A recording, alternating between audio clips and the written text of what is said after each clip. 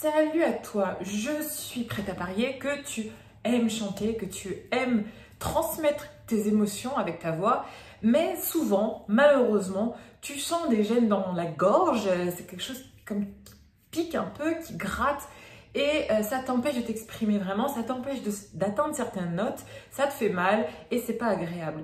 Je vais t'expliquer dans cette vidéo comment soulager ta gorge, comment chanter sans forcer sur la gorge, sans t'abîmer la voix. Bienvenue sur cette chaîne qui s'appelle Je chante plus et qui est le meilleur endroit pour trouver de l'inspiration sur le chant, pour apprendre une vraie technique, la meilleure technique que tu ne pourras trouver nulle part ailleurs, qui te permettra de chanter parfaitement bien. C'est anatomique, c'est technique, c'est comme mécanique, c'est obligé que ça marche. Donc abonne-toi à ma chaîne et télécharge vite un kit de démarrage que tu trouveras en bas dans les commentaires. Je suis sûre que tu as déjà ressenti ça quand tu chantes, tu apprécies ce que tu fais et tout d'un coup, ça se met à te piquer dans la gorge parce que tu as un peu trop forcé. Donc du coup, tu bois beaucoup d'eau, c'est un peu sec, ça tire et très vite, tu vas t'arrêter parce que ça te fait trop mal et tu te dis que tu ne peux pas continuer comme ça. Alors là, ne fais pas comme la plupart des gens qui attendent le dernier moment, qui attendent de s'être vraiment abîmer la voix pour apprendre une vraie technique et enfin se mettre à chanter comme un vrai chanteur, comme un grand chanteur.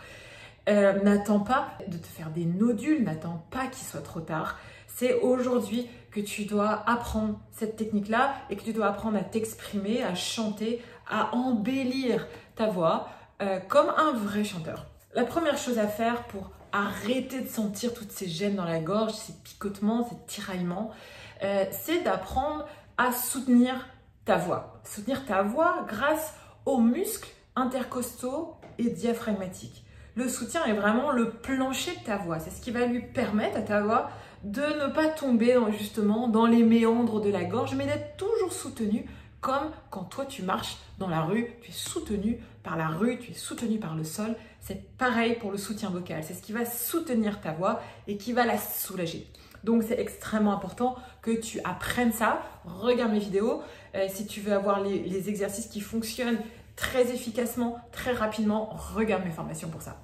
Il faut apprendre bien sûr à respirer comme un chanteur, comme un vrai chanteur, comme font les grands acteurs aussi, c'est-à-dire avec son diaphragme. C'est-à-dire inspirer avec le ventre, expirer aussi avec le ventre d'une certaine façon.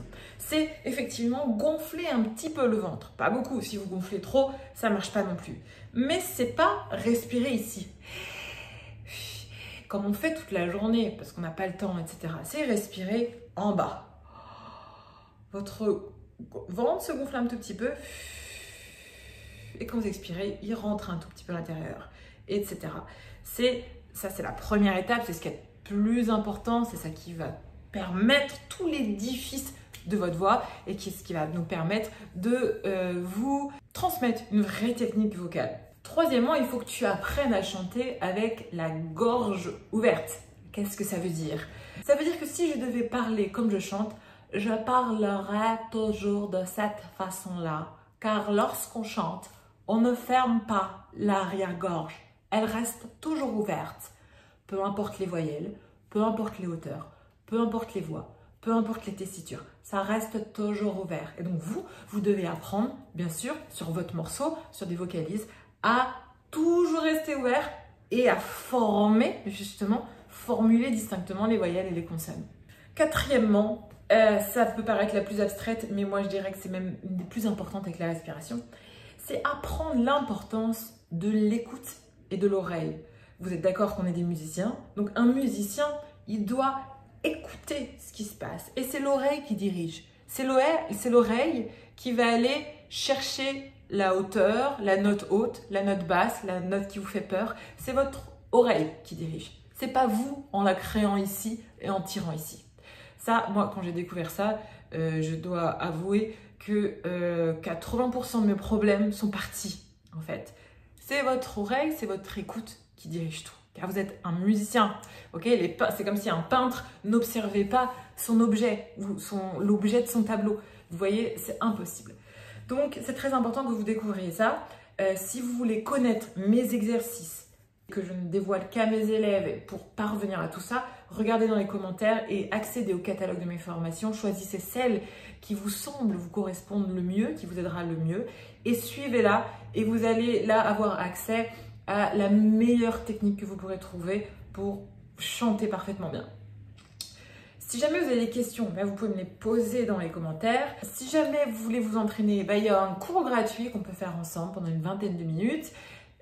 Quant à moi, je vous dis à très vite pour une nouvelle vidéo. Ciao!